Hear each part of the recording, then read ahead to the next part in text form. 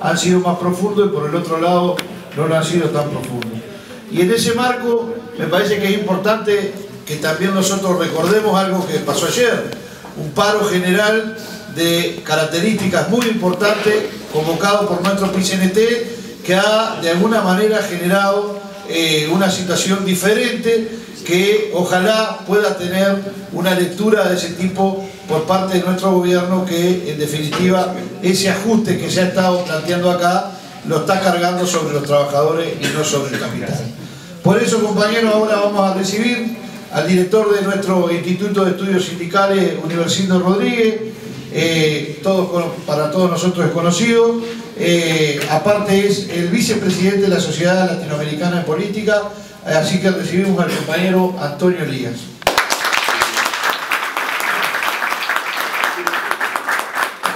Hola compañeros, realmente estoy muy, digamos, feliz de estar acá y de haber estado estos 2 días discutiendo con los compañeros. Muchos de ellos tuvieron que viajar largo y largo. 2 días, no, porque pasaste como un día en el hospital, así que... Aparte de las anécdotas de salud mía, viajaron largo rato, tuvieron noches en otros aeropuertos para poder llegar acá y estar estos días discutiendo. Yo les agradezco enormemente a los compañeros, igual que voy a reiterar lo que dijo José, le agradezco enormemente a todos los compañeros de COFE, a los compañeros internacionales, a los compañeros de organización, el esfuerzo que han hecho para que esto se pudiera realizar, y también a los compañeros de CLATE que nos apoyaron económicamente y con su presencia en esta actividad, si no, no la podíamos haber tenido.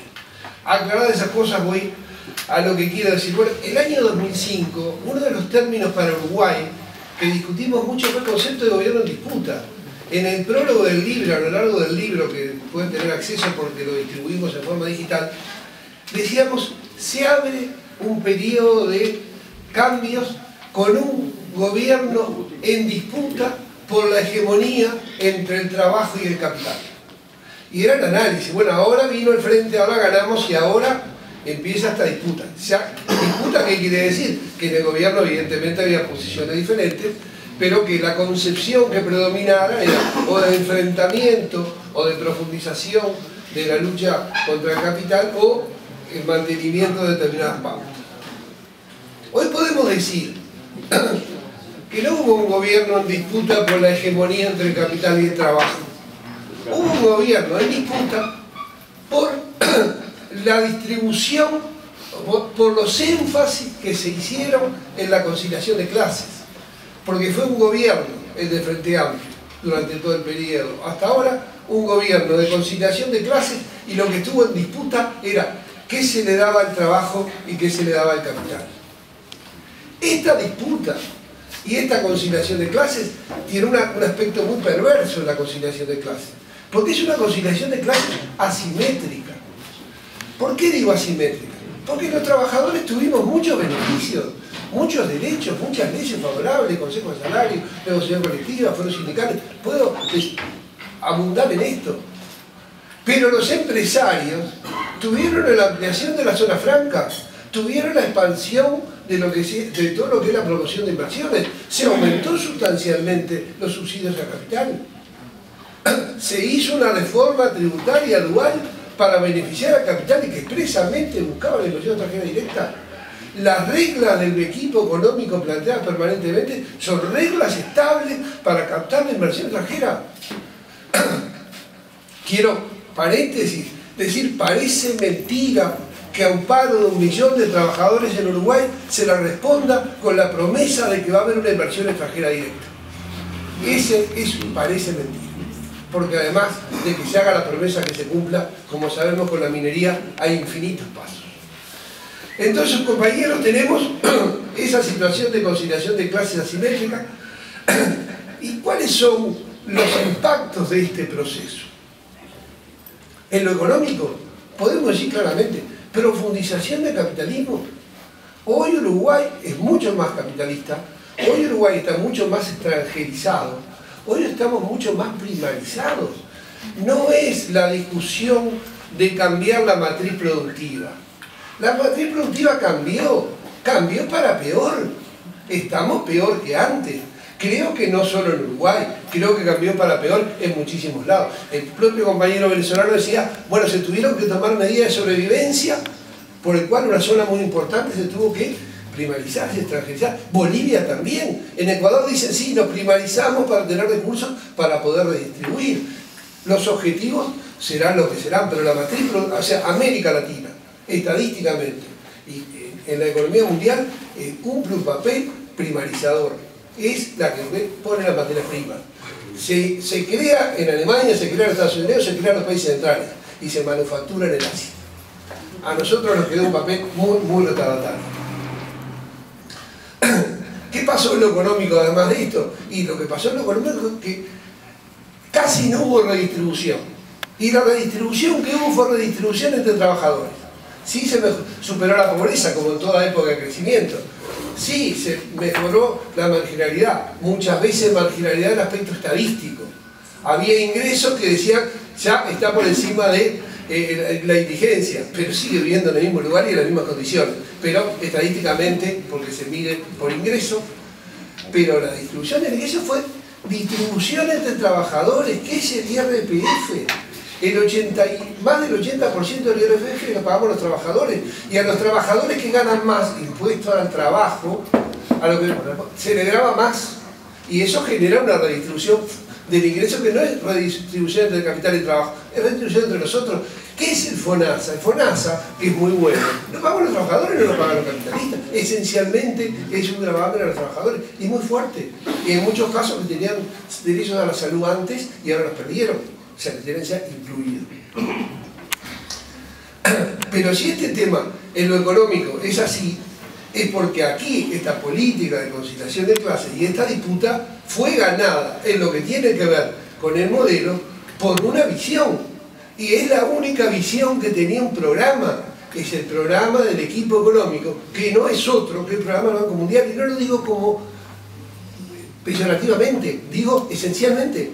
Todo el planteo institucionalista, el tema del cambio de la regla de juego, es un planteo hecho por el Banco Mundial en 1997, en un documento anual del Banco Mundial, donde se plantea que el consenso de Washington había fracasado porque las instituciones que se habían creado en América Latina no lo permitían implementar, y había que crear reglas de juego nuevas. Y ahí vienen todos los impulsos a la autonomía del Banco Central, las unidades reguladoras y todos los mecanismos, todas las leyes de competencia, todos los mecanismos a abrir, o sea, a consolidar una forma de funcionamiento del mercado. La otra parte ya la comenté, lo del trabajo. Pero ¿qué pasó en lo político? Digo, hay tres ejes, ¿no? ¿Qué pasó en lo político?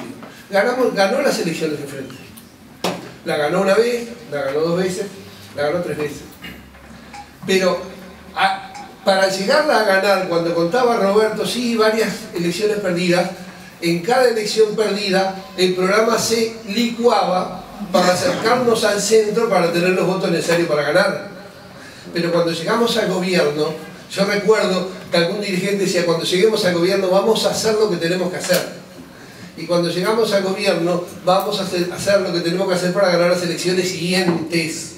Y acá el problema, si tenemos un proyecto de país diferente, un proyecto de desarrollo, un proyecto con otro contenido, ni siquiera esencialmente clasista, un proyecto nacional de desarrollo, y no lo tenemos porque se ha agotado, y yo voy a usar el término agotado. Sí, hay países donde el modelo progresista se ha agotado, quizás porque nosotros, y es cierto, nos fijamos ilusiones que no estaban en el orden del día, pero en esencia no solo se agotó porque no se cumplieron nuestras ilusiones o nuestras expectativas, se agotó porque no tiene más programa, no tiene programa para la etapa.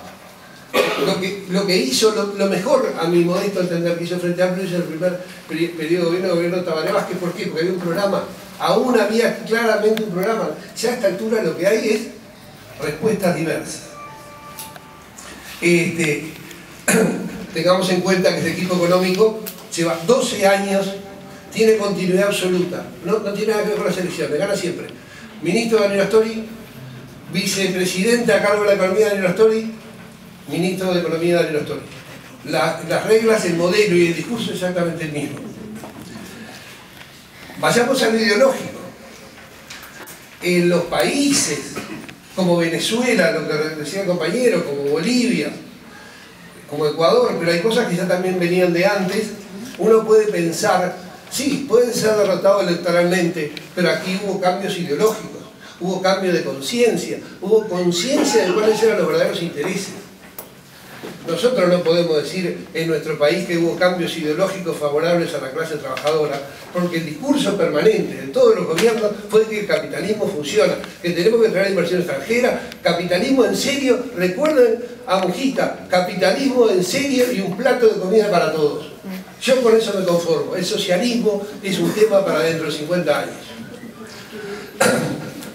Entonces, el problema es donde lo ideológico funcionó, donde se creó conciencia, donde se acumuló fuerzas. Entonces el tema es también ver si se acumularon fuerzas para el cambio o no se acumularon fuerzas para el cambio en estos gobiernos progresistas. Y quiero hacer otra acotación. Es cierto, los periodos históricos son muy extensos. Uno puede decir, no hay suficientes frutos. Pero yo puedo no tener frutos, pero tengo que tener claro el rumbo. Yo puedo ver cuando camino hacia allá o cuando camino hacia acá. Aunque no estén los frutos, está claro el camino. Bueno, en el caso nuestro el rumbo no estamos en proceso de cambio hacia la independencia económica, no estamos en proceso de cambio hacia el desarrollo, no estamos en proceso de cambio ni siquiera, como lo sabemos, de mejorar sustancialmente la capacidad de nuestros trabajadores por los temas claves de la educación, por los temas de la salud. O sea, estamos en dificultades importantes. Pero ¿qué pasa hoy? Porque deben darme pocos minutos. ¿Qué pasa hoy? Hoy, como ya dijeron los compañeros, se terminó el viento de cola, vinieron los problemas, y esos gobiernos, ese equipo económico, respaldado por supuesto, en lo fundamental por los presidentes respectivos, recurren a la misma lógica de siempre. El ajuste, la variable de ajuste de la crisis son los trabajadores. Como dijo un compañero, la crisis, los países centrales tratan de trasladar los costos a nuestros países periféricos. El capital trata de trasladar los costos al trabajo. ¿Qué hace el gobierno ahora? Hace un ajuste en los salarios de los trabajadores con esta pauta salarial desindexada. ¿Que saben lo que significa?